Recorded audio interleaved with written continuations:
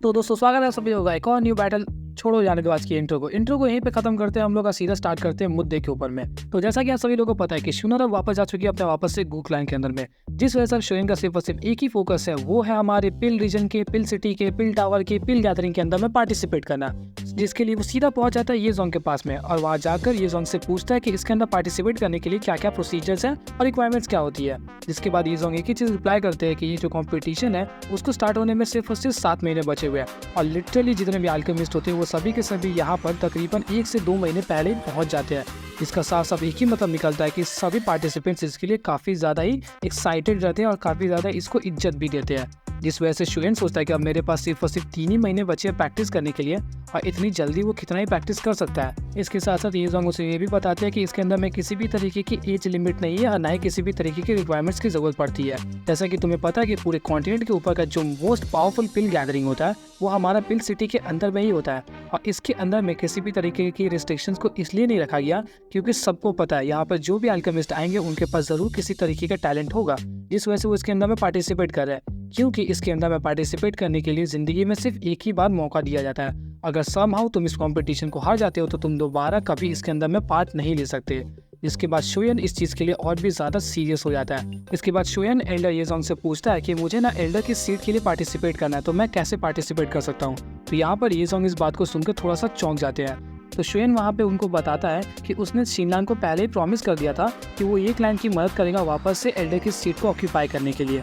जिसके बाद ये जोंग इस बात को सुनकर काफ़ी ज़्यादा खुश हो जाते हैं और बड़ा बिल्कुल पगला जाते हैं और वो बताना स्टार्ट करते हैं कि वो कैसे एल्डर की सीट के लिए पार्टिसिपेट कर सकता है। तो ये जोंग यहाँ पे शोएन को एक्सप्लेन करते हैं कि पिल टावर की एल्डर की सीट के लिए सिर्फ 5 ही क्लैन्स वहाँ पे पार्टिसिपेट कर सकते हैं, जो कि है साउ क्लैन, दान क्लैन, बाई क्लैन, ये क्लैन और यू क्लैन। वो कहते हैं कि तुम इसके अंदर में पार्टिसिपेट करना चाहते हो तो ये काफ़ी ज़्यादा मुश्किल होगा क्योंकि इन 5 क्लैन्स के अंदर के सिर्फ फैमिली मेम्बर्स को ही अलाउड है उस एल्डर की सीट के लिए पार्टिसिपेट करना और तुम हमारे फैमिली का हिस्सा नहीं हो। जिसके बाद काफी देर तक वो लोग सोच सुझाव करते हैं और फाइनली एक डिसीजन पर आते हैं कि भाई तुम शिनलान के फियांसे बन जाओ, यानी कि हमारे घर जमाई, तब तुम जाके उस एल्डर के सीट के लिए पार्टिसिपेट कर सकते हो। जिसको सुनने के बाद वहाँ के लगभग सभी लौंडे बेहोश हो गए। यहाँ तक कि पता नहीं ये किसने बोला था, मुझे याद नहीं आ रहा, लेकिन यही प्लान होता है। जिसके बाद शोएन अलग ही शौक में था, लिटिल फाई डॉक्टर अलग और शिनलान का तो मुंह देख ही सकते हो, ट्रेलर्स में ही दिखा दिया गया और मानवस में भी इसका शक्ल अलग ही लेवल पे था।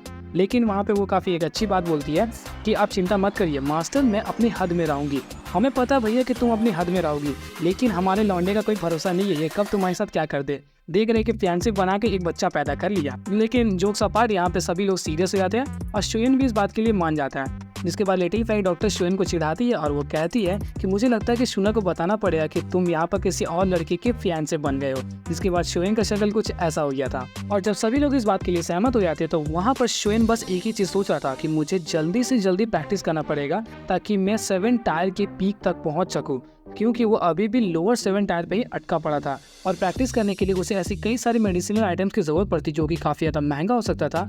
और तो और शोएन के पास थे, लेकिन फिर भी उसने जब प्रैक्टिस करना स्टार्ट किया तो लिटरली ये क्लैन के अंदर में जितने भी मेडिसिनल इंग्रेडिएंट्स वगैरह जो भी रॉ मटेरियल्स थे सभी चीज़ों को उसने ख़त्म करके रख दिया।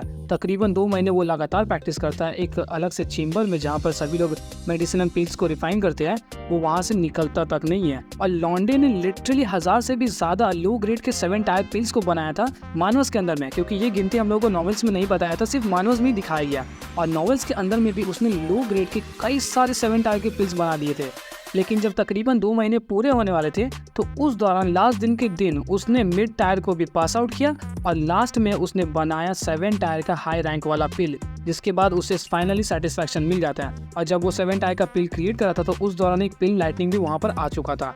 और जब फाइनली उसने प्रैक्टिस कर लिया तो वो उस चेम्बर से बाहर आता है तो वो देखता है कि उसके आसपास हमेशा 2 गार्ड्स खड़े रहते थे, लेकिन आज के दिन वो वहाँ से गायब थे। तभी उसे पता चलता है कि ये मैनर के सामने में कुछ अलग ही लेवल के बंदे आ गए और अब हमारा लौंडा जाएगा अपनी फियांसे के लिए फाइट करने। आप लोग सुनते जाओ कि आगे क्या क्या करने वाला है। लिटिल फाई डॉक्टर वहाँ पे खड़ी थी तो वो उससे सभी चीज़ों के बारे में पूछता है, जिसके बाद लेफ्टी उसे सारा का सारा माजरा बता देती है। उस दौरान वो त्यान जुंजी के बारे में भी पूछता है तो वो बताती है कि वो पहले से ही वहाँ पे पहुंच चुके हैं। लड़ाई झगड़े के मामले में त्यान जुंजी सबसे आगे रहते हैं। अश्विन जब ये मैनर के सामने पहुंचता है तो वो दिखता है वहाँ पे खड़ा है इट्स योर बॉय शाओ दान, जो कि एक्चुअली में शीलांग का फियांसे बनने वाला था और वही पिल गैदरिंग में जाता है ये सिटी की तरफ से ताकि वो उसे थोड़ा सा बचा सके, लेकिन एक्चुअली में उन लोगों का प्लान कुछ और ही था। वो चाहते थे कि ये सिटी वहाँ पर जाने के बाद भी हार जाए और हारने के बाद जो साओ क्लैन है उसे वो अपने अंडर में कर ले। यहाँ तक कि साओ दान को लिटरली थोड़ा सा भी इंटरेस्ट नहीं था शिनलैंग के अंदर में। वैसे सही बोल रहा है वो, कौन सी वो सुंदर है, लेकिन फिर भी काफी लड़की सही है, क्यूट देखने में है। चश्मा पहन के तो और भी ज्यादा अच्छी लगती है। आप लोगों को पता ही होगा कि आजकल की जेनजी गर्ल्स, सॉरी भावना में भटक गया था, लेकिन वापस से कहानी पर आते हैं। तो साउदर्न वहाँ पे बोलता है कि तुम लोगों ने हमारे साथ मैरिज एग्रीमेंट को तोड़ दिया है। जिसके बाद ईजोंग वहाँ पे सभी चीजें समझाते हैं कि हम लोगों ने अभी तक ऑफिशियली मैरिज एग्रीमेंट को फिक्स नहीं किया था। जिसके बाद साउदर्न एक ही चीज बोलता है कि यहाँ तो हमारी फैमिली की इज्जत लूट गई ना। अरे क्या क्या शब्द मैं इस्तेमाल कर रहा हूँ आज, छोड़ जाने दो। वो ऐसे ही कुछ डायलॉग मारता है कि आज हमारी फैमिली की इज्जत उठ गई क्योंकि तुमने शादी का बात करके अब तोड़ दिया, तो हम किसी को मुंह दिखाने के लायक नहीं बचे, वगैरह वगैरह। काफी लंबा चौड़ा भाषण वहाँ पे पेलता है। लेकिन उसके साथ में सही में एक पावरफुल लौंडा आया था जो कि एक्चुअली में 1 स्टार दोजून था। वो काफी ज्यादा बूढ़ा था, लगभग कुआं में जाने वाला ही था, देखने में वैसे ही लग रहा था। तो वो वहाँ पर आता है फाइट करने के लिए। लेकिन तुम्हें पता है कि यहाँ पे दो मॉन्स्टर्स पहले से खड़े थे, एक हमारे लिटिल फेट डॉक्टर 3 स्टार दोजून और हमारा थियानो जुनजी 1 स्टार दोजून। हाँ, इसके सामने वो बुढ़ा तो वापस से पैंट में मुंह देता है, वो वापस पीछे हट जाता है। तो शाओदन यहाँ पे सोचता है कि हमारा पड़ रहा तो हल्का पड़ रहा है, तो वो शोएन को धमकाने का ट्राई करता है कि तुम बीच में मत पड़ो। वो कहता है कि अभी तुम्हारे पास 2 एलिट दोजून्स है, लेकिन हम अभी चाहे तो 4 से 5 को बुला सकते हैं, क्योंकि हम लोगों ने कई सारे दोजून्स के लिए पिल्स को क्रिएट किया, जिस वजह से हम जब बुलाएंगे तब वो अपना फेवर को लौटाने के लिए जरूर आएंगे। जिसके बाद शोएन यहाँ पे बोलता है हम तो अब दुल्हन लेके ही मानेंगे भैया, हम तो सगाई कर चुके हैं, तुमको जो उखाड़ना उखाड़ लो। जिसके बाद शाओदन काफी ज्यादा गुस्सा हो जाता है और वो सोचने लगता है कि अगर मैं फाइट करने लगा तो मेरी तो फटना निश्चित है, क्योंकि इन दोनों के सामने हम सभी लोग एकदम चीनी कम चाय है। लेकिन फिर भी वो सोचता है कि कुछ ना कुछ मजा तो लगाना पड़ेगा। तो वो शोएन को चैलेंज करता है स्पिरिचुअल स्ट्रेंथ के अंदर में। वो कहता है कि तुम भी अल्केमिस्ट हो, हम भी अल्केमिस्ट है, तो दोनों स्पिरिचुअल स्ट्रेंथ में फाइट कर लेते हैं। हम दोनों अपने फ्लेम्स को कंट्रोल करके दिखाएंगे कि कौन बेटर वे में कंट्रोल कर सकता है, और दोनों में जो ज्यादा विनर निकल के आएगा उसी का बात वापस से माना जाएगा। तो इसके बाद शोएन इस बात के लिए काफी ज्यादा खुश था। वैसे शोएन ने इससे पहले इस तरीके की बैटल नहीं की थी, लेकिन उसे पता था कि वो जीत जाएगा, क्योंकि उसके पास 3 हेवनली फ्लेम्स है, एक पावरफुल बीस्ट फ्लेम है, उसके अलावा 11-12 तो वो बीच में निकाल भी देगा। तुम देखते जाओ आगे क्या होता है। और यहाँ पे ये जोंग वगैरह सबको थोड़े से टेंशन में थे, क्योंकि शाओदान जो था वो भी थोड़ा पावरफुल था, क्योंकि वो भी मिड 7 टायर का अल्केमिस्ट था, जिस वजह से उसकी जो फ्लेम कंट्रोल एबिलिटीज थी वो शोएन के मुकाबले कम नहीं थी। तो वहाँ पर शाओदान अपना निकालता है हेवनली फ्लेम, सॉरी हेवनली नहीं था, वो एक बकरा बिल्ला का वो था हेवनली फ्लेम ब्लैक कलर का, लेकिन वो भी लेवल 8 वाला था, काफी ज्यादा पावरफुल था।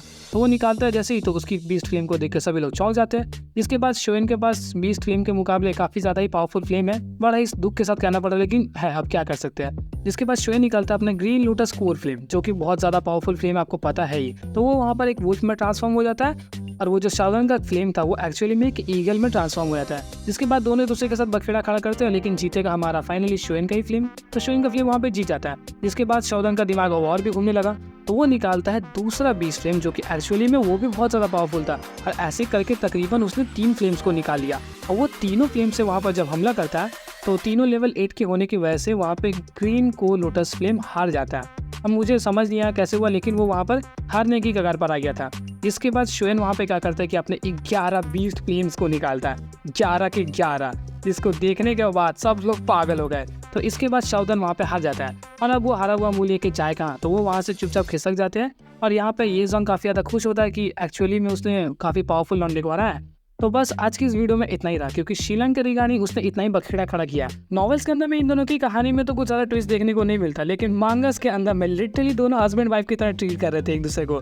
कभी कभी हाथ पकड़ लेते, कभी बोलते बेबी डार्लिंग शोना, पता नहीं क्या किया। और शाओदन जो कि एक्चुअली में इसका पहले फियांसे होने वाला था, वो काफ़ी ज़्यादा जल रहा था इसे देख के। और ये सब चीज़ सिर्फ मानवास में देखने को मिली, चिंता मत करो, नॉवेल्स में नहीं है, और दोंगास में तो बिल्कुल ही नहीं होगा। मैं स्क्रीनशॉट्स वगैरह अपने इंस्टाग्राम चैनल पे और टेलीग्राम चैनल पे अपलोड करता हुआ रहता हूँ, तो आप लोग चैनल को भी सब्सक्राइब कर लेना ताकि आप लोग को यहाँ पर भी दिख जाए। तो मिलता है आपसे एक और इंटरेस्टिंग वीडियो के साथ, तब तक के लिए गुड बाय।